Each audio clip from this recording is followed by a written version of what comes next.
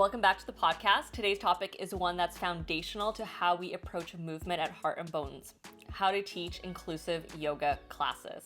I'm Ula, part of the Heart and Bones team where I support content and strategy, and I'm also a yoga teacher myself. I'm sitting down with Brea Johnson, founder of Heart and Bones Yoga and longtime champion of accessible anatomy-informed movement. We're going to be talking about what inclusivity actually means in the yoga space, not just as a buzzword, but as a real lived teaching skill, from physical cues to cultural considerations, from accessibility to agency. We're going to really dig into what it looks like to create classes where everyone feels seen and supported. We're also doing a very fun upcoming podcast and series I want your submissions for. I think Brea and I both want them, obviously. But hey, if you have a wild yoga teaching story, we really want to hear about it. I'm going to include a link in the description to submit your story. So think bodily functions, accidental cult, worst subbing story, and retreat from hell. Please click the link in the bio description. Please click the link in the description and spill the tea. Okay, and before we jump into the rest of the podcast, always a good quick reminder is if you're thinking about becoming a yoga teacher or evolving your teaching, our 200 and 300 hour online trainings are open for enrollment this fall. They're flexible, global, and built for real-world teaching. And if you want to explore our inclusive teaching in action, you can try out Heart and Bones Studio for $1 this month. That's full access to all of our classes and playlists, including chair yoga, mobility, strength, and programs designed for all bodies. Okay, Brea, let's get into it. Inclusive yoga is a phrase we hear a lot. What does that actually mean to you? Well, I'm glad it's a phrase we hear a lot. I hope in people's worlds, it's a phrase we're hearing more and more.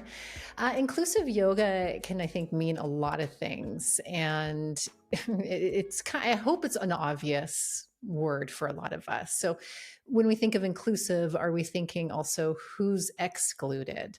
What's not inclusive? And I think it's important to have the word inclusive. And what it means for me is really looking at what popular yoga culture has excluded for a long time. And we're bringing in the included, those who were excluded, into a little bit more inclusivity. So people who have different ranges of motion and ability, people who we don't predominantly see in yoga classes, different populations of people.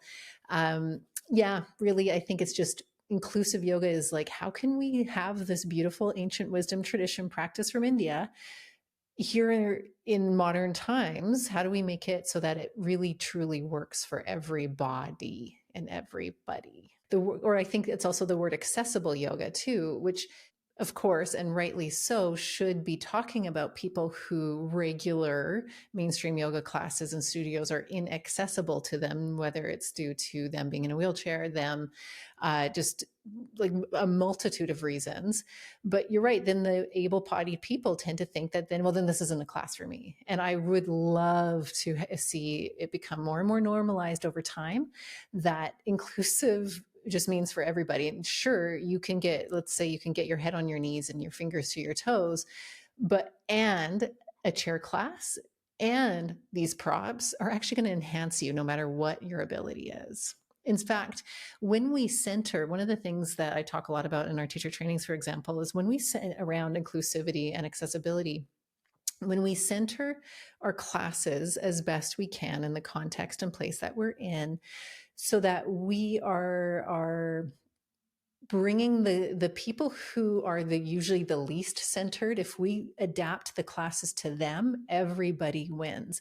An example of this that really struck for me, years ago, we used to run yoga retreats in Iceland.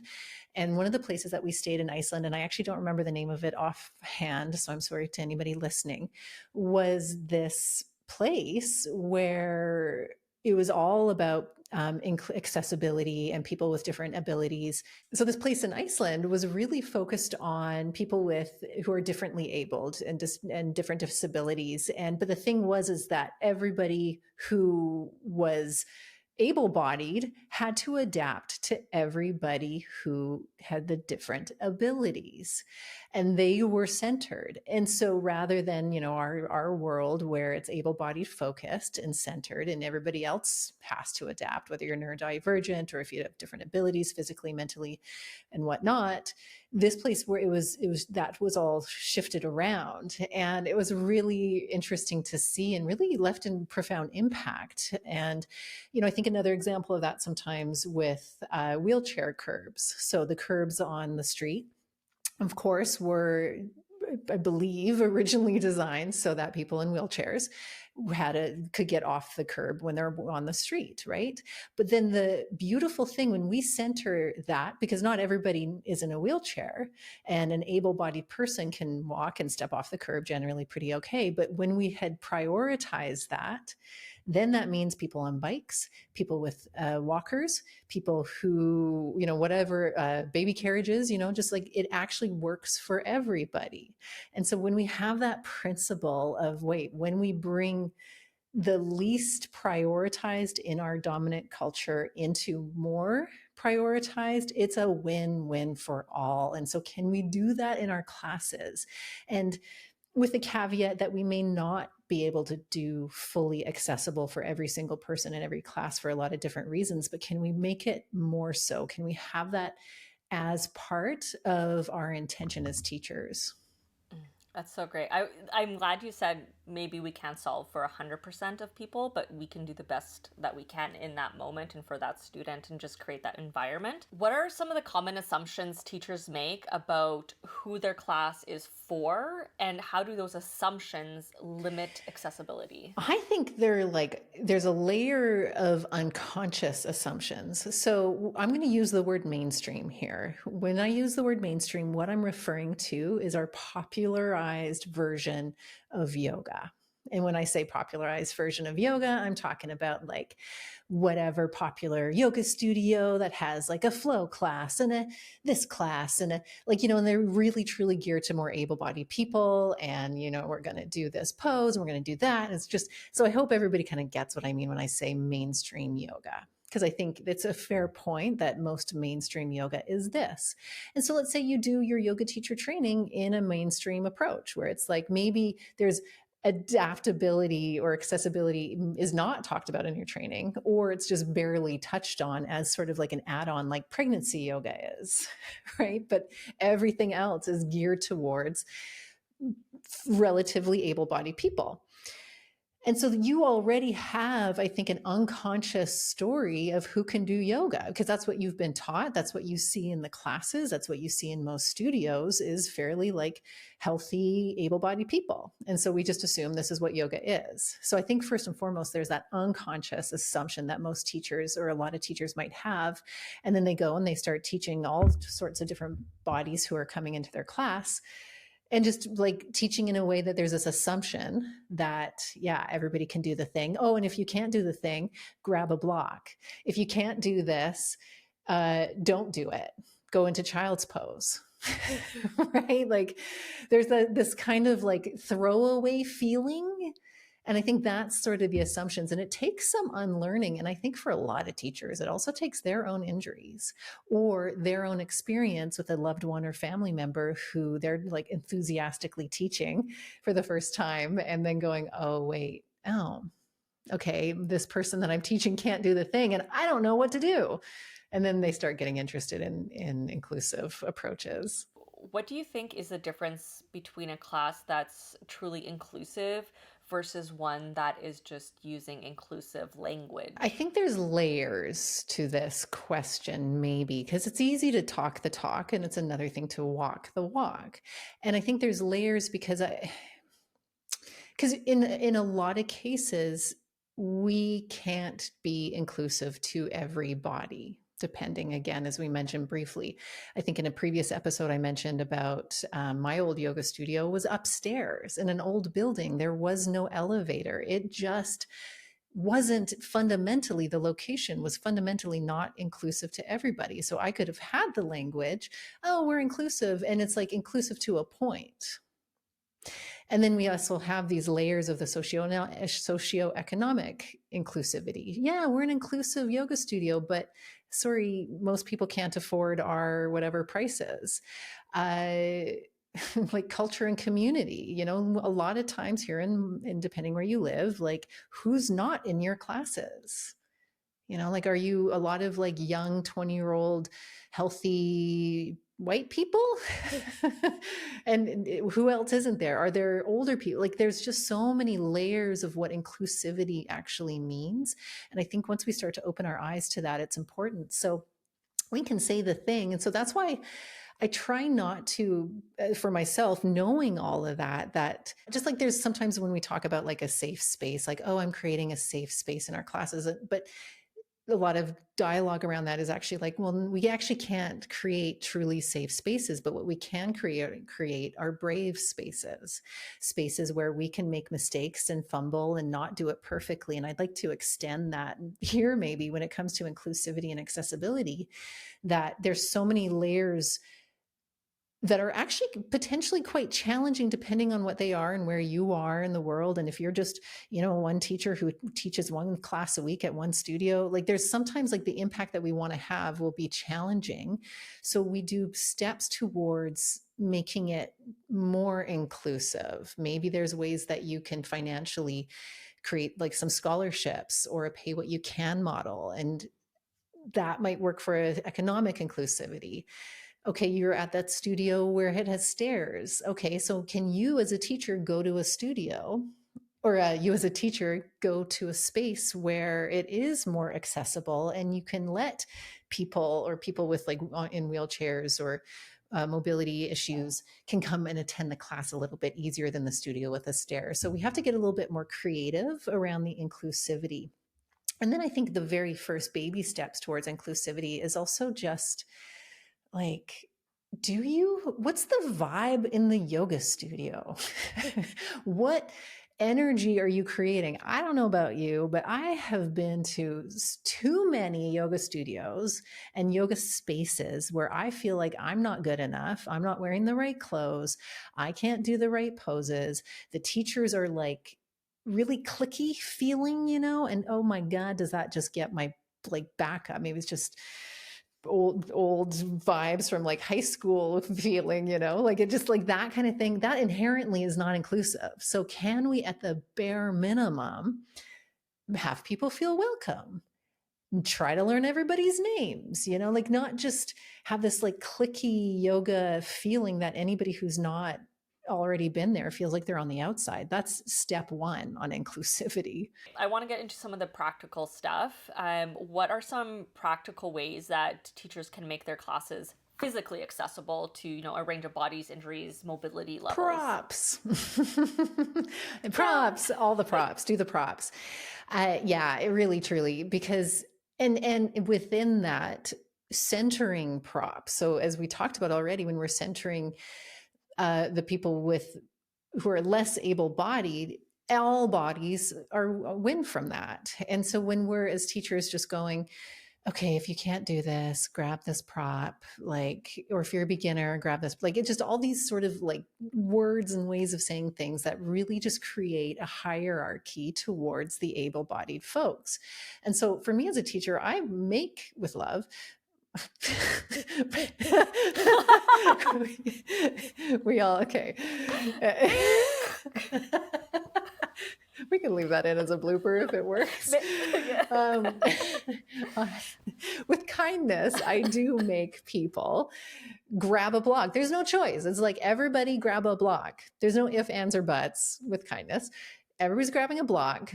Everybody's going to benefit from the way that I'm teaching this with the block. It's not because we don't, in my classes and in this anatomy informed approach, we don't use blocks as add-ons, as like, oh, let's bring the floor up to you. No, we are using the props as ways to get more activated in the joints and muscles. We're using the props to get more focused on a certain type of balance or movement or whatnot. Props are so good.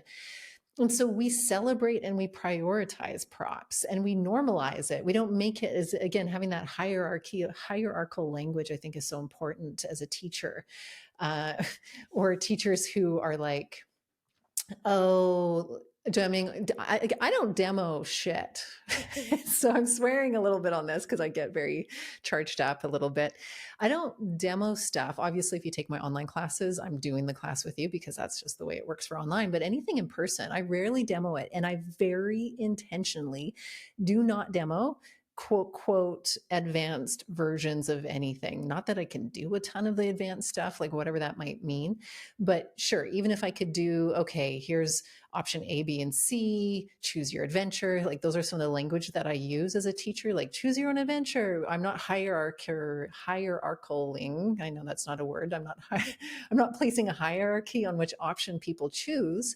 And I'm not just defaulting into showing the more challenging physical version to show off or just to even show it as an option. Because I have seen in my experience as a teacher, anytime you show that version, the people whose bodies aren't necessarily able to do it well will just, some people will just do it because it's like, oh, I want to try that, and fine, fun. But I don't even just show it. I don't even show it. I'm just like, hey, you try this, do that, and there's no story around it being like just creating that hierarchy in a class.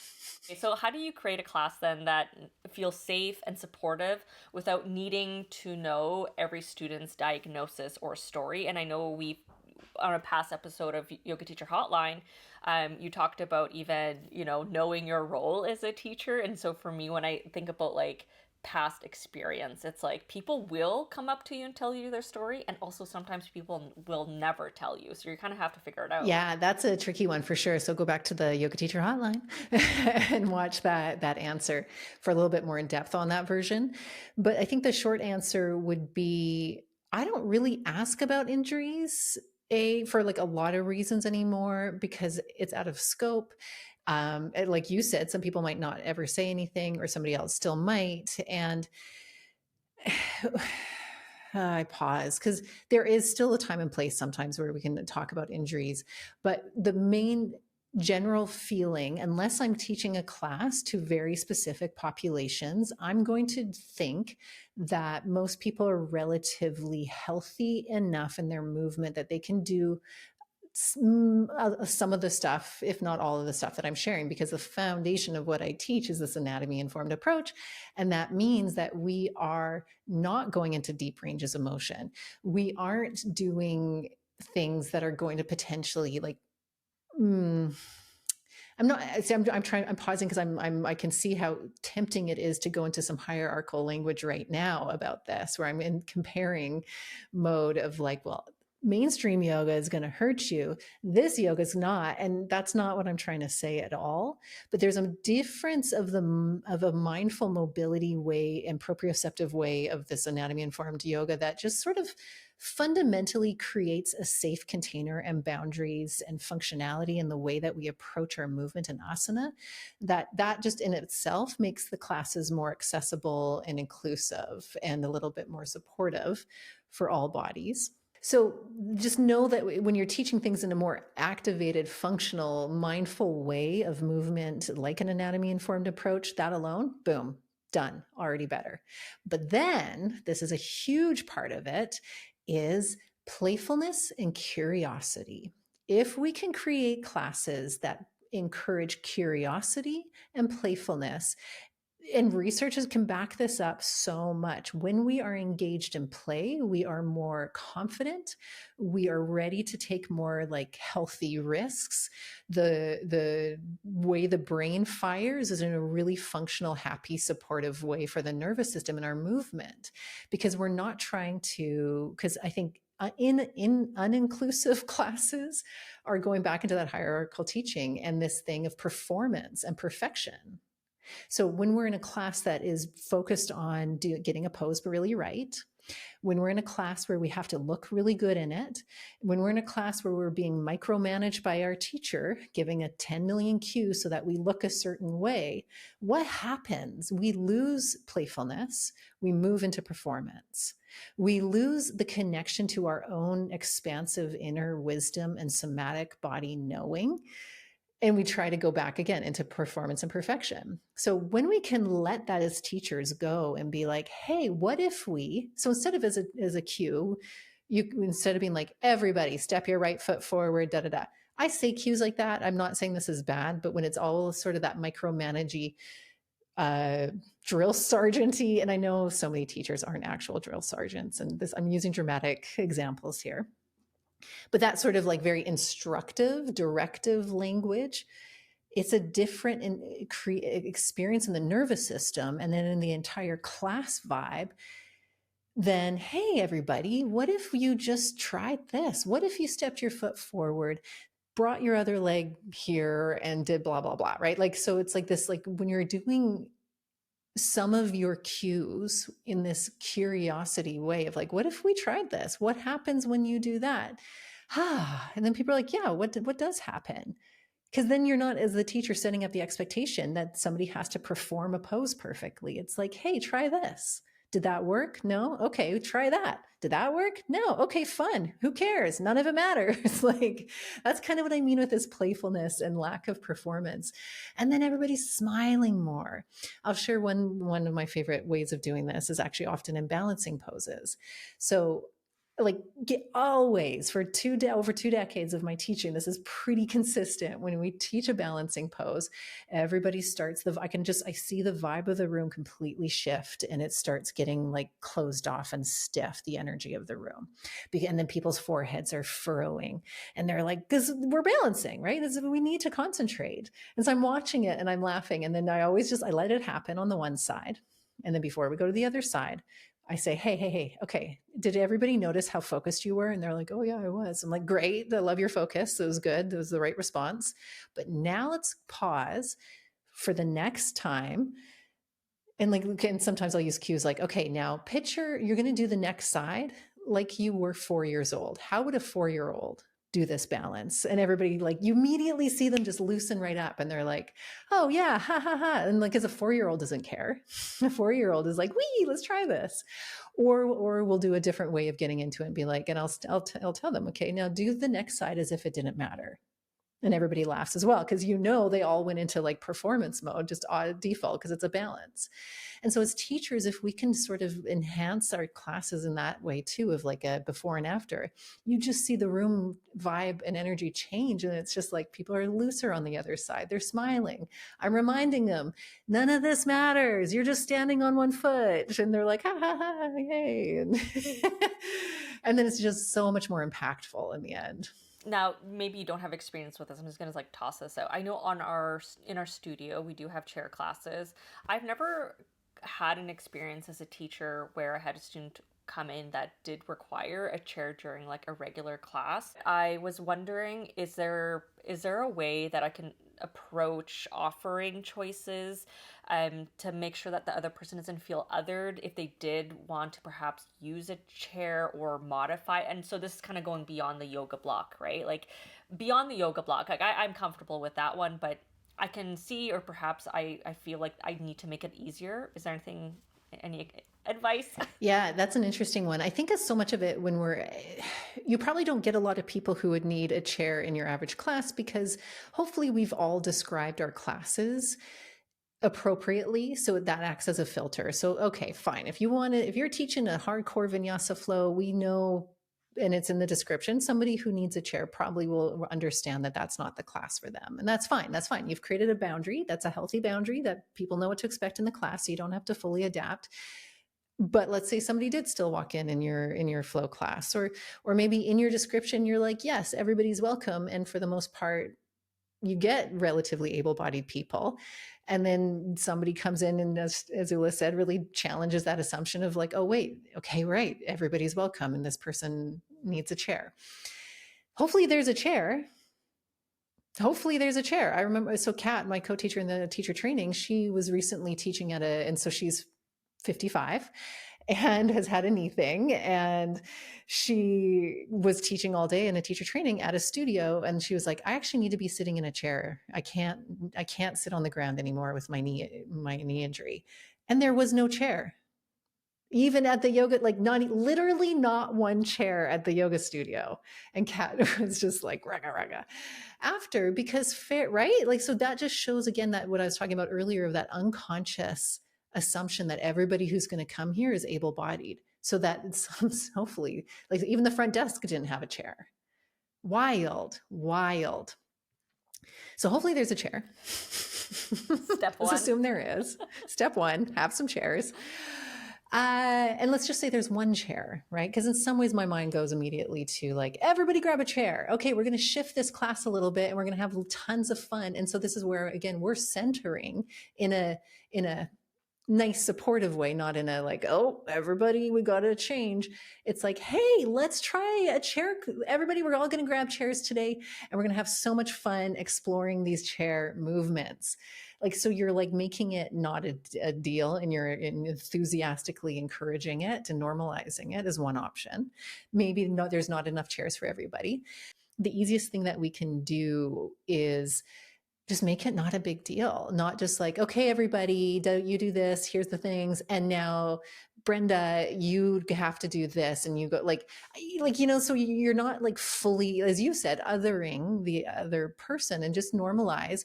When I'm teaching online, let's say doing a live class, and I know some people are in a chair, I'll go, and okay, so if you're in a chair, you're going to do it like just like this. If you're not in a chair, do this. So again, you're like really not making it a big deal, but you're still offering the options for everybody. So I hope that answers that a little bit.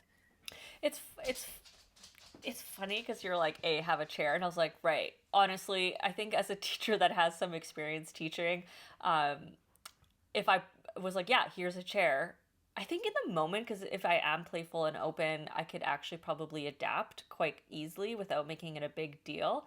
Um, Even just having some folding chairs available tucked away to the side with the props, just like literally in the room. A folding chair is not that hard to, put against a wall in a studio. And it automatically kind of going back to that, you're sending a signal by having chairs in the room. You're sending a signal that people are welcome to use chairs, and that is a valid prop to be using in a yoga class, versus having to like dig through the closet or go steal a chair from the front desk. A folding chair is not that hard to have. I know for myself, in one of my meditation trainings, chairs were like encouraged because we're actually sitting for such long periods of time. So even for like able-bodied people, sitting like certain postures for long periods of time, and they had full-blown folded chairs, but also like I call them kind of like the festival chair, where it's just like a back support. That alone could be really useful for someone who needs that like a little bit of that core support. All of really good tips. It goes back to that core reframe of centering the less abled person so that everybody wins. Because I think what you're making is such a good point. Like, okay, sure, I have a body that could sit in a teacher training lecture for 3 hours, fine. Like, and I'd be okay-ish. But I also know the minute I have that little festival chair or something, I'm like, oh, okay, I could sit up, but actually this just feels better. But like, so everybody wins when we make it things just more fundamentally accessible. Yeah. Well, and there's one example too that I think that might be also realistic for people is, if you're doing back to that balance example, when you're doing balancing poses, inevitably in the average class, there's going to be somebody who's really being challenged, and I don't want them to feel left out. So I'll say, historically, I would tell them, hey, you can use, I'll be like, not to them specifically, I say to the class, I'm like, okay, we've got options. If you're finding this challenging, head over to the wall. The wall is, and I'm like the salesperson where I'm like, the wall is such a great prop. It's so much fun. But I still watch the self-consciousness that seems to come out, because that might just be like, let's say there's 20 people in the class. 2 people really do need that wall. That means in the middle of the pose, they have to walk wherever they are in the room out of their spot to that wall. That's for some people, that's not comfortable. And so and I've seen this happen so many times that I'm just like, okay, whoops, I said that during the class. I can see that person doesn't really want to do that. Okay, we're going to finish this pose. And then if we've got another yoga balance, then I go, okay, everybody, we're going to the wall. So again, it's that same like normalization. And then the people who didn't really need the wall, quote, quote, goes to the wall and goes, oh, damn, that was way better. Right? So again, everybody wins. Okay, let's talk about agency and what does it mean to center agency in your class? How do you encourage students to make choices without framing one option as being better? Well, I think we've already covered that in different ways throughout this conversation. So I would throw in agency because I love that word. I think that's a really great, like, agency is autonomy, is our own sense of self. And it goes back to what I was saying around this, like, type of yoga where it's like, do this, do that, no, no, no, step your right, no, no, no, like, where it's very directive and we're all in a choreography in a way, right? It's like, now we all have to do and perform. Agency as a teacher is an invitation for people. So the word invitation comes to me. So if we can bring in invitational language, what I said before with, like, hey, what if you did that? What does it feel like when we try this? Even using not just you, but we. I use the, like, really using us and including myself in that. Agency is another, like, we're, as teachers, we're mirroring things for people. So that's why being intentional with not doing the most dramatic advanced version of the pose and not even maybe showing it, because those who know how to do it would do it, right? And so you're mirroring agency for people that is perfectly okay. You, in terms of a power dynamic, this is another thing we haven't quite talked about in terms of inclusive classes. The power dynamic, you as the teacher, as the role of the authority, people are going to consciously or unconsciously put that authority onto you. So when you're mirroring back to them, it doesn't matter. This is just yoga. This is your place where it's safe to make mistakes. This is a place where it's safe to play and explore and see what happens. What do we want to do? I'm just your guide. I'm here to help us all. And then, like, again, I always just use balancing as such a good example for so many things, is showing, like, you as the teacher falling out of the pose when you're demoing it. That's inclusive, right? Because we're evening the playing field. We're not being like the all-knowing teacher. Again, hierarchy, these power dynamics, they show up in so many ways. And when we can be aware of them as teachers, that too is breaking down and breaking up that sense of inclusive or disinclusivity, if that's an official word. But anyway, it is now. But really, it is just like, what does it feel like? Because what is this practice of yoga? This isn't a performance. It's about like we can use the physical side of the yoga practice as a place of the deeper yoga practice, which is the practice of self-awareness.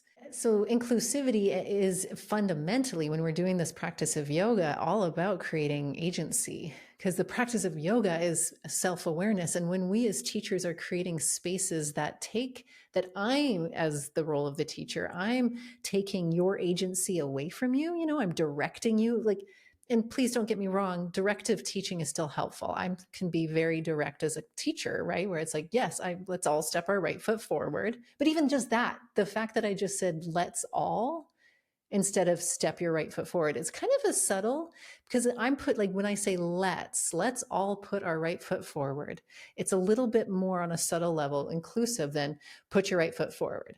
Because then I go into, like, performance, following the choreography now. And so agency and the practice of yoga is all about the somatic exploration of self. What does it feel like in my body? What does this movement feel like? So again, that curiosity and playfulness. So I don't know, I'm here to just help and guide as a teacher, and I hope that's what we are as well. I don't need to be the star. I'm not the boss. I'm not the guru. I'm not the director of your body and life. So if we can fundamentally have that as our goal as teachers and as our intention as teachers, that's an incredible place to start in terms of thinking about inclusive classes. I really appreciate that we're sitting down and talk about this because I think it can feel like a sensitive topic, like if you don't know where to start. So, as a teacher that, I assume as someone that is a teacher, they want to evolve and continue learning and growing. And how do you think you can keep evolving as a teacher without getting kind of stuck in the fear of doing it wrong? I would say apply the same principles that we've been talking about to yourself as a teacher, not just in your classes. Like, so yes, we identified playful curiosity is important. Well, bring playfulness and curiosity to yourself as a teacher. Am I getting too serious about it? Am I feeling like I need to perform as a teacher, right? Am I feeling like I need to be the perfect teacher? It's the same mirror. It's the same thing that if we're trying to create spaces in our classes and for people that they don't have to feel that, don't put that on yourself. Oh, shoot, I said the wrong pose, or oh crap, I forgot one side. Hello, been there, done that millions of times. Whoops, oh well, I'm still human, right? And then so you're like your yoga becomes your yoga. And as we said, like you will make mistakes. So it's okay. You will, anytime we're doing any sort of deconstructive work, meaning we're deconstructing the paradigms, the stories, the internalized beliefs, behaviors from our culture, from our families of origin, from our life, all these things about that we thought were supposed to be this way, our internalized just stuff. When we can bring awareness to it, it's going to feel a little uncomfortable. It's going to feel messy. It's going to feel like, oh, crap, I said that to that thing, that one person, that one time, and they probably thought I was a total jerk. And maybe they did. But we know we don't do better until we know better. And so we have to just keep learning and stay curious about it. My God, I guarantee I have said ridiculous stuff that I hope everybody has ever forgotten about, but maybe not. Maybe there's somebody out there that's like, oh my God, Brea was such a jerk. Okay, I maybe was. Because there's also that sense of like intention versus impact. That wasn't my intention, but I didn't know better at the time. And so it left an impact. And this is part of us being human. And in this world, and let's just take this outside of the yoga space. It's a microcosm of this, but in the macrocosm, these perfectionist supremacy cultural systems that we live in force us to have to perform. And there is hierarchy, and that just shows up in our yoga classes. And so for us to deconstruct and decolonize that, it just takes work. It takes practice. It takes messing up. It takes being brave about it. Okay. So we got this, friends. We can do this. We can do this. Inclusivity for the win. The last thing I wanted to end on was kind of advice for newer teachers, but I feel like you've kind of answered that. I wanted to kind of end on like, if you're a new teacher and you want to be more inclusive and you don't know where to start, where's one little thing that they could do for the next class? This is a great question. This is a really, because I really love, because I know sometimes we can hear these podcasts or whatnot, or you're like so inspired now, maybe, hopefully, as you're listening and you're like, yes, I'm going to change everything and overhaul. Never a good idea, my friends. Like, yes, let's make changes, but we need 10% changes, just little steps. So that's such a good question, Ula. So one little step is, what if you played around with centering and prioritizing props? And how about not just props in general? How about make it even easier on yourself and make it explore? Don't change anything in your class from what you normally do, your sequences, everything. But then and let's say where you historically had people do a low lunge, and you would sometimes give the cue, hey, if you need to, grab 2 blocks to put under your hand. And so what if instead of saying that, you go, hey, everybody, grab 2 blocks, put them underneath your hands in this lunge. And then now if you're a teacher going like, well, okay, great, but then why did I make everybody do that? Then I'll give you a little bit more. And then if it was me, then I would go, okay, note it. Let's use the hands on the blocks and just play around. Notice what that feels like when you have the blocks there, to give your arms a little bit more length from the ground, which gives your hips a little bit more. So as a teacher, I'm kind of selling it to them in a very like curiosity way. Like, notice what happens. How does it feel? Notice that you're probably not dumping down in your upper body, that you can notice with the hands underneath your blocks underneath your hand, you're able to elongate your spine a little easier. So you maybe can give them a reason why you do the blocks, but I would just switch and just go, hey, instead of giving an option, do one pose. Everybody try it. And then you can just keep repeating that in as many classes as you need to until you feel more confident to add more, another 10% and another 10%. Okay, thank you so much for tuning in, everybody. Please don't forget to leave your wild yoga teaching stories. The link is going to be in the description. And if this episode sparked some ideas or you realize, hey, I want to unlearn something, we'd love to hear from you. Always don't hesitate to reach out. We also are going to be running our 200 and 300 hour teacher training this fall. So they're full of thoughtful, kind, inclusive approaches built into every module. And of course, you can try Heart and Bone Studio for $1 as well, which will be, coupon code will be in the description for you. So thank you so much, Brea. What am I even saying? That's so cute. Indy's like, Jesus Christ, I need a walk. This has been so, okay, we're wrapping it up. We're wrapping it up, Indy. I get it.